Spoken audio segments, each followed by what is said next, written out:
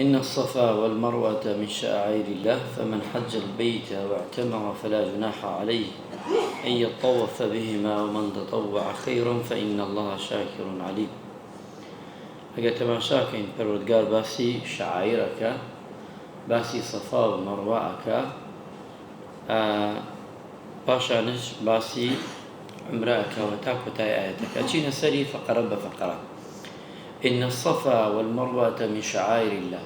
معلومی جەنابتان ئینسان کە چوو بە حەج ئەبێ سەفا بکە لەگەڵ مەڕوا بکە حەوجا بێت و بڕە. ئەگەر تەماشاشکەین هۆی دابەزینی ئەم ئاەتە پێشی ئاینی ئیسلامی پیرۆزش هەر ئەم عیبادەتە ئەکرا، ئەم عیبادەتە هەر ئەم ئەکرا وا نەزانی کە من و تۆ ئێستا من و تۆ دەیکەین پێشی ئێمە کەس نەیکردووە. ئەکرا لەبەر ئەوەی بەڵام بە غەیری ئەمەی کە من و تۆ دەیکەین لەو شوێنەدا شەریک بۆ خوا قەرارەدرا. بۆیە دابەزینی ئایەتە موشریکەکان دوو بتیاندا نابوو، دوو بتێکیان لە مەڕوا بتێکیانش لە سەفا، کە ڕایانە کرد حەوجا بەرەو ئەوێ بەرەو سەفا عیبادەتی ئەو بتیانە کرد، حەوجاش ئەگەڕانەوە بە مەڕوا عیبادەتی ئەمەیانە کرد. کاتێ ئەمانە بوونە موسڵمان، ئەوانەی کە ئەمەیان کردووە بوونە موسڵمان، وەک پێیان ناخۆش بوو لایەن، وەک عەیبە بوو ئێمە بێژی لە پێشدا شتێکمان کردووە ئێستا ئەوە نەماوە. هۆی دابەزینی ئەم ئایەتە ئەمە بوو، ئەفەرمن دابەزینی ئەم ئایەتەوە بوو بۆ موشریکەکان بوو. خوای پەروەردگار ئەفەرمێ إن الصفا والمروة من شعائر الله. ئەمە یەکێکە لەو دریشمە جوانانەی ئاینی ئیسلامی پیرۆز. ئەگەر لە سەفادا ئەو بتەی کە دایان نابوو ناوی ئینساف و ئینساف، لە مەڕۆشا کە دانرابوو نائیلەیان پێوت، نائیلە. ئەم دوو بتەیان دانابوو، لەم دوو شوێنە عیبادەتی ئەم دوو بتەیانە کرد. ئیسلام هات ئەمەی لادا کردێ شەعائیرێکی گەورە بتەکانی لادا، بەڵام کردێکی مەشاعیرێکی گەورە لە ناو حەجدا بۆ ئیمانداران.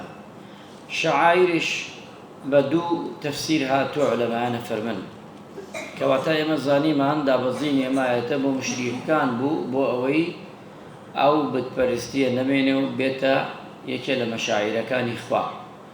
مەشاعیرش شاعیر بڵین بە مانای دوو تەفسیر خۆی هەڵەگەی عولەمایان فەرموویانە. یەکێکیانەوەیە بە مانای بەندایەتی ڕاستەقینە بخوای گەورە، ئەمە تەفسیری دووشمەکان، ئەمە تەفسیری یەکەم، زۆری نەش لەگەڵ ئەمەدایە. تەفسیرێکی ترش هەڵەگرێ لە خۆی پێی دەڵێن ئەوە وەک تەفسیری کڕین و فرۆشتن یان وەک تەفسیری معامەلەکردن کە پێی دەڵێن. دووەم تەفسیر هەڵەگرێ، واتە باسی معاملات ئەگرێتەوە تایدا. فمن حج البيت أو اعتمر فلا جناح عليه أن يطوف بهما. خوای پەروەردگار ئەفەرمێ جار کەسێ بچێتە زیارەتی ماڵی خوا، یعنی بچێت بۆ مەکە عیبادەت کا لەوێ و تەوافش بکە، ئەوە گوناهشی هەبێ، گوناهەکەی دەوەرێ.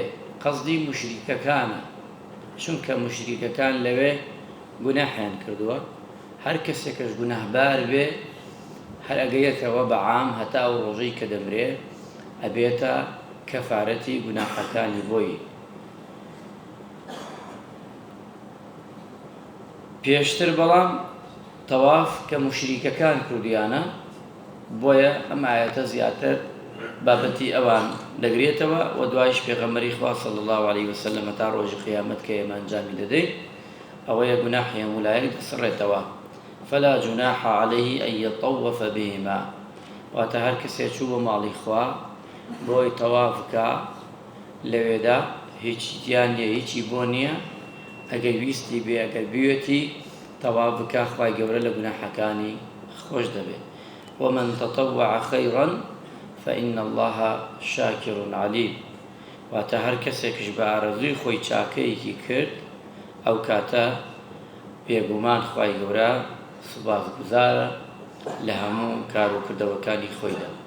کەواتە مسلمان عزیزەکان ئێمە سەبەبی ئێمایەتە بێ بزانین دەبرزیوە بۆ سەر مشریکەکان چونکە لەو شوێنەدا عیبادەتیان کردووە غەیری خوا بەڵام خوای گەورە گۆڕیەتی بە عیبادەتی خۆی تاک و تەنیا لەو کاتەدا شەریکی بۆ قەرار نەدرێت چونکە من وا دەزانم قورئان ئەم قورئانە پیرۆزە چەندێ تێبگیلی چەندێ بیشتە پێشەوە زیاتر لەزەتی لێ وەردەگری زیاتر ئاەتەکان شیرینتر ئەبێلات بڕواتان هەبێ ئەو ئاەتانە سەبەب نزولی بخوێنەوە هەر لە خۆت و حەز ئەەکەی زیاتر قورئان بخوێنیتەوە هەر لە خۆت و حەز ئەەکەی زیاتر لەگەڵ قورئانە ئاشنابی یعنی دەرگایەکت بۆ دەکاتەوە زۆر سوودمەند دەبی تیایدا لە ئاەتەکانی ترش کە ئەچینە سەری کە خوای پەروەردگار باسەکە بەڵام لێرەدا ئێمە وتمان هەر ڕۆژی یەک ئاەت وەردەگرین بۆی کاتەکەیەوە زیاتر نەڕوا و یان زیاتر لە کاتان نەگرین آمين آمين والحمد لله رب العالمين وصلى الله على محمد وعلى آله وصحبه أجمعين السلام عليكم ورحمة الله وبركاته